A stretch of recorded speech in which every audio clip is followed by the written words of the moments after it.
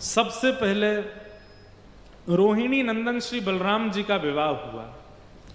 रेवत राजा की पुत्री, उनका नाम था रेवती, और रेवती के साथ में श्री बलराम जी का विवाह हुआ। भगवान के विवाह का प्रस्ताव हुआ। नारद जी महाराज ने कौंडनपुर के राजा की पुत्री रुक्मणी जी के बारे में ठाकुर जी को बताया। भगवान बोले पहले उनको कथाएं सुनाकर के हमारे रूप का आस्वादन कराओ। नारद जी ने इतने वक्ता भेजे, इतने वक्ता, भागवत जी में वर्णन है कि कौंडनपुर में कोई वक्ता आ जाते थे तो भीष्मक राजा अपने घर में व्यास आसन लगा के उनसे कथा सुनते थे। तो नारद जी ने अनेक वक्ताओं को कह दिया कि भाई साल के हर महीना एक वक्ता जाना चाहिए, और ना तो ज्ञान की चर्चा करेंगे कथा में, ना वैराग्य की, केवल कृष्ण की चर्चा करनी है, क्योंकि रुक्मणी जी सबसे आगे बैठ के सुनती हैं कथा। रुक्मणी जी की ऐसी स्थिति हो जाए कि जहां देखें वहां कृष्ण ही दिखाई दें, तभी ब्याह होगा ठाकुर जी का।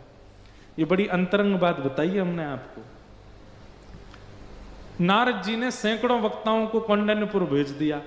अब सब वक्ता जाते हैं और जा जा करके ठाकुर जी की लीला सुनाते हैं। रुक्मणी जी सामने बैठ करके पहली कथा सुनी, अच्छा है, कृष्ण के रूप का वर्णन कर रहे थे। दूसरे वक्ता है, उन्होंने भी रूप का वर्णन किया। तीसरे वक्ता है, उन्होंने भी रूप का। चौथे वक्ता से तो रुक्मणी जी ने बोल दिया कुछ और भी सुना दीजिए। कृष्ण कैसे चलते हैं, कैसे बैठते हैं, कैसे उठते हैं, कैसे कपड़े पहनते हैं, क्या आप सब वक्ता एक ही बात क्यों सुनाते हैं? पांचवी कथा में तो ये स्थिति हो गई कि वक्ता ऊपर मंच से बोलता है, नीचे से रुक्मणी जी बोलती हैं। ऐसे मोरपिछ धारण करते हैं, मकराकृत कुंडल पहनते हैं, वरहा पीड़म नटवर वपुः कर्णयो कर्णकारम विभ्रदवासः कनक कपिसम वैजयंतीम चमालाम रंध्रान वेणो अधर सुदया पूरयन गोपी वृंदई वृंदारण्यम स्वपदर्मणम प्राविशद गीत कीर्ति। रुक्मणी जी सुन सुन करके ऐसी हो गई कि उनको अब श्री कृष्ण ही लगते हैं। अब वो कहीं मोर को देखती है ना, तो मोर देख करके पक्षी नहीं दिखता उनको लगता ओहो श्री कृष्ण यही तो पहनते हैं मुकुट में। वो कहीं नीले समुद्र को देखते हैं, ओहो श्री कृष्ण का वर्ण ऐसा ही तो बताया गया है। जब घने आकाश को देखते हैं, श्री कृष्ण ऐसे ही तो हैं। जब किसी छोटे से बालक की नटखट लीला, अच्छा यशोदा मैया को श्री कृष्ण ऐसे ही तो, मतलब श्री रुक्मणी जी के चित्त में ऐसी स्थिति हो गई कि अब कृष्ण के अलावा कुछ और आता ही नहीं है। रुक्मणी जी की ऐसी स्थिति हो गई कि रुक्मणी जी बोली अब कृष्ण के अलावा मैं किसी का वर्ण नहीं कर सकती। लेकिन इनके भैया ने जबरदस्ती इनकी सगाई कर दी शिशुपाल के साथ। शिशुपाल भगवान का शत्रु। रुक्मणी जी ने भगवान को पत्र लिखा, और पत्र में क्या लिख करके कहती हैं, श्रुत्वा गुणान भुवन सुंदर शृण्वतां ते निर्विश्य कर्ण विवरै हरतोंग तापम। हे मेरे नाथ, मैंने आपको कभी देखा नहीं, केवल आपको सुना है। रूपम दृशाम दृशिमताम अखिलार्थ लाभम त्वयि अच्युता विशति चित्रम पत्रपम में। मैंने आपको कभी देखा नहीं है, केवल आपको सुना है, और सुनकर के ही मैं आपके रूप को पहचान गई हूं, आपके स्वभाव को पहचान गई हूं, और मैं आपको अपने पति रूप में वर्ण कर चुकी हूं। पत्र लिखते लिखते रुक्मणी जी ने पत्र में यह भी अंकित कर दिया कि मैं लक्ष्मी हूं और आप नारायण हो। लक्ष्मी सिवाय नारायण की किसी और की दासी नहीं हो सकती, कृपा करके लक्ष्मी को स्वीकार कर। एक सुदेव नाम के ब्राह्मण के द्वारा रुक्मणी जी ने पत्र द्वारिका भिजवाया। भगवान सुबह सुबह ध्यान में बैठे थे, जैसे ही सुदेव ब्राह्मण आए, भगवान के चरणों में पत्र रखा। ठाकुर जी बोले क्या लाए हैं? बोले कि कौंडनपुर के राजा भीष्मक की पुत्री रुक्मणी जी का पत्र है। ठाकुर जी बोले पढ़ के सुनाओ। सुदेव ब्राह्मण बोले आपका निजी पत्र है, आप ही पढ़ लो। भगवान बोले हमारी कोई भी लीला निजी नहीं है, कथा वक्ता मंच से सब सुना देते हैं, हमारी कोई प्राइवेसी नहीं है, इसलिए बोल दो क्या लिखा है पत्र में, सुनाओ। सुदेव ब्राह्मण ने कहते हैं जैसे ही पहला श्लोक बोला, श्रुत्वा गुणान भुवन सुंदर शृण्वतां ते निर्विश्य कर्ण विवरै हरतोंग तापम, इतने में तो ठाकुर जी अपने आसन से खड़े हो गए। चलो रथ में बैठो। सुदेव ब्राह्मण बोला, भगवान पहले पूरा पत्र तो सुन लीजिए, आगे क्या लिखा है। ठाकुर जी बोले, रास्ते में सुनाते रहना। बोले, अरे जान ना पहचान, आप सीधे ब्याह करने जा रहे हो, मुझसे पूछ तो लीजिए लड़की है कैसी, उसका रूप कैसा, नाक कैसी, आंख कैसी, कान कैसे, पिताजी कैसे। भगवान बोले, देखो हमें अपनी गृहिणी में जो गुण चाहिए वो पहले श्लोक में ही लिखा है। क्या? उसको हमारी कथा से प्रीति होनी चाहिए, हमारी कथा से प्रेम यदि उसके अंदर है तो वो रूपवान भी होगी, वो गुणवान भी होगी, वो सेवावान भी होगी, उसके अंदर सारे गुण होंगे अगर कथा के प्रति रुचि है तो। और रुक्मणी ने अपने श्लोक, अपने पत्र में पहले लिख दिया, श्रुत्वा गुणान भुवन सुंदर शृण्वताम ते। इसलिए बाकी के गुण सब गौड़ हो गए हैं, सब सामान्य हो गए हैं, ये गुण सर्वोपरि है, हम उसको स्वीकार करने के लिए तैयार हैं। सोचो, इतनी सारी रुक्मणी बैठे हैं, यहां पर पुरुष भी सब रुक्मणी, मैं भी रुक्मणी, पर हमें अभी तक स्वीकार क्यों नहीं किया है? क्योंकि कथा श्रवण के प्रति वैसी रुचि बनी नहीं है जैसी रुक्मणी जी की बन गई है। श्रवणम कीर्तनम विष्णु स्मरणम पाद सेवनम अर्चनम वंदनम दास्यम सख्य आत्मनिवेदनम। नवता भक्ति में सबसे पहली भक्ति का नाम श्रवण भक्ति है। अगर किसी का श्रवण उचित नहीं है तो बाकी की भक्तियां उसकी कहीं ना कहीं अपराध करती हैं, इसलिए श्रवण भक्ति प्रधान। और भगवान रथ पर बैठ करके बिना घर में किसी को बताए सीधे पहुंच गए कौंडन्यपुर। रुक्मणी जी देवी पूजा के लिए गई थी और वहीं से ही रुक्मणी जी का अपहरण करके ठाकुर जी उनको द्वारिका ले आए। अच्छा, अपहरण ठाकुर जी ने अपने मन से नहीं किया, रुक्मणी जी ने लिखा है कि मेरा अपहरण कीजिएगा। क्यों? क्योंकि मेरी सगाई आपके शत्रु शिशुपाल से हो चुकी है और मेरे भैया अपने मित्र शिशुपाल के कारण आपको अपना शत्रु मानते हैं, इसलिए आप यदि कह के आएंगे कि हमें रुक्मणी जी से ब्याह करा दो तो हो सकता है युद्ध छिड़ जाए, इसलिए आप तो हमारा अपहरण ही करके ले जाना। ठाकुर जी अपहरण करके लाए, हरण करके ले गए। अच्छा, अपहरण और हरण ये दो बात, अपहरण होता है कि बिना उसकी इच्छा के ले जाना और हरण होता है उसकी इच्छा से ले जाना। ठाकुर जी ने हरण किया रुक्मणी जी का, लेकर के द्वारिका आए।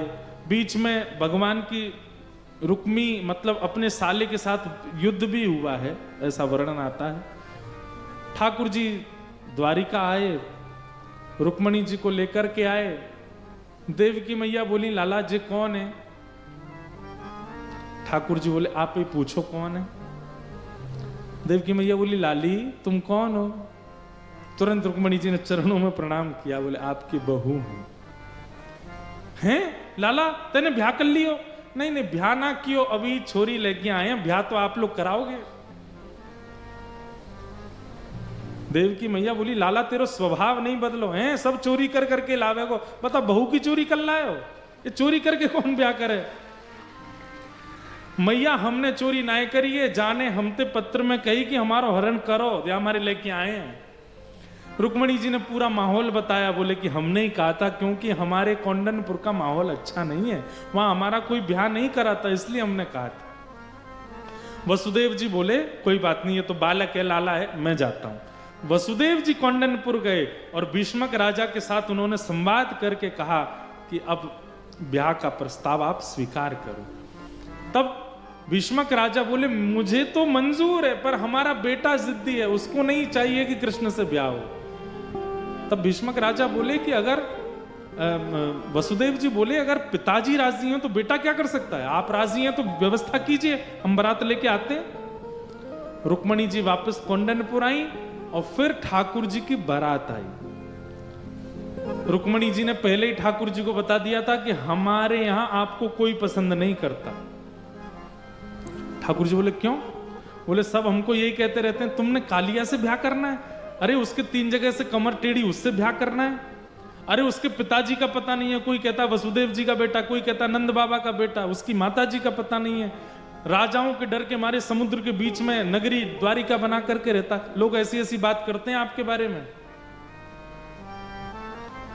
इसलिए आप ज्यादा उम्मीद लेकर के मत आना कि ससुराल में आपकी बहुत पूछ होगी।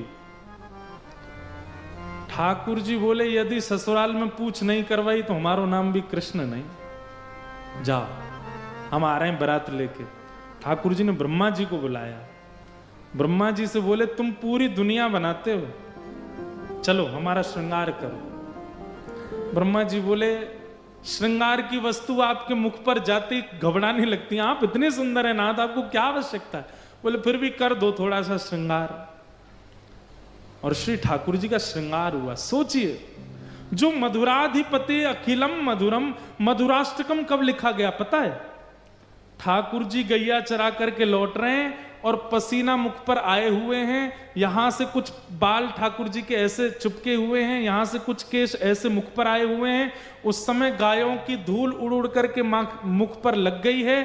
उस समय मधुराष्टकम लिखते हैं। अधरम मधुरम वदनम मधुरम चलितम मधुरम हसितम मधुरम मधुराधिपते अखिलम मधुरम।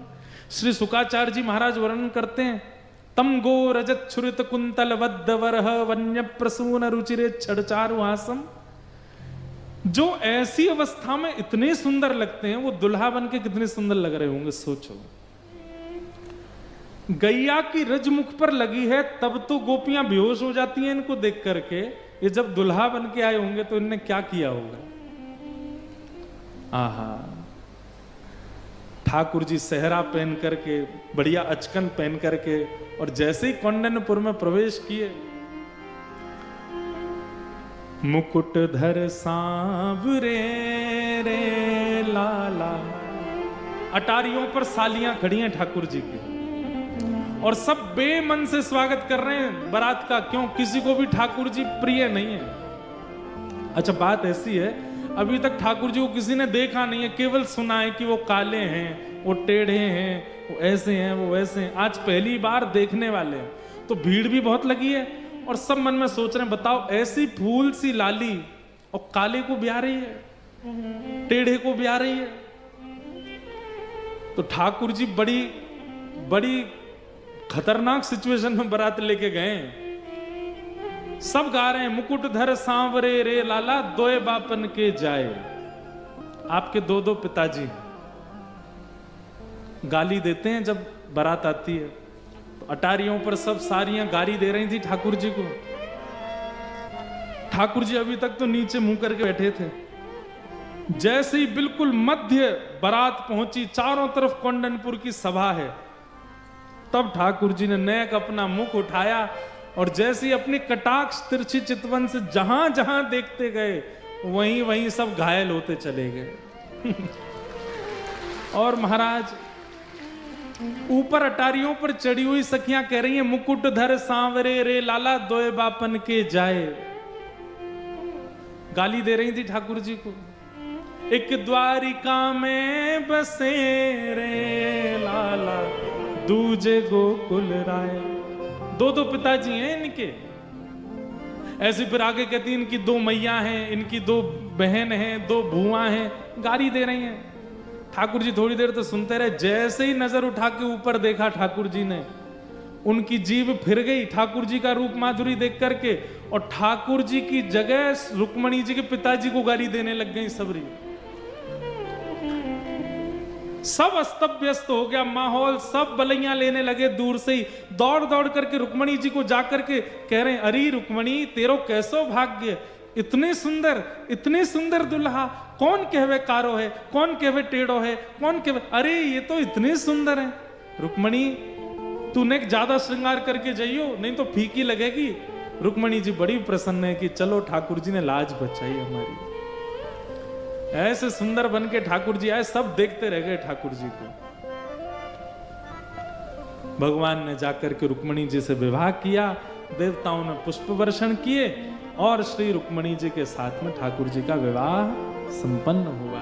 बोलो रुक्मणी रमण भगवान की।